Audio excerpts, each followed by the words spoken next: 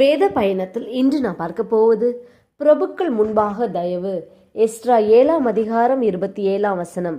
எல்லா மகா பிரபுக்களுக்கு முன்பாக எனக்கு தயவு கிடைக்க பண்ணின எங்கள் பிதாக்களின் தேவனாகிய கர்த்தருக்கு ஸ்தோத்திரம்.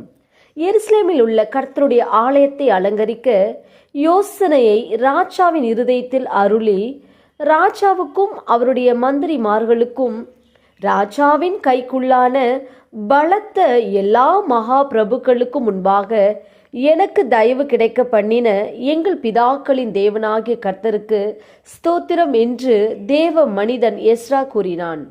தேவனாகிய கர்த்தருடைய கரம் எஸ்ராவின் மேல் இருந்ததினால் ராஜா, மந்திரிமார்கள், பலத்த மகா பிரபுக்கள் இவர்கள் எல்லாருக்கும் முன்பாக எஸ்ராவுக்கு கர்த்தருடைய தயவு கிடைக்க பண்ணினார். ஆம், உங்கள் மேலும் கர்த்தருடைய கரம் இருக்கும் என்றால் எல்லாருக்கும் முன்பாக உங்களுக்கும் தேவன் தயவு கிடைக்க பண்ணுவார். நாம் ஜெபிப்போம். அன்பின் பிதாவை கேட்ட வார்த்தையின்படியே நீர் எங்களுக்கு செய்யப்போற கிருபைக்காய் ஸ்தோத்திரம். இயேசுவின் நாமத்தில் ஆமேன். கர்த்தர் தாம் இந்த வார்த்தைகளை கொண்டு உங்களை ஆசீர்வதிப்பாராக. ஆமேன்.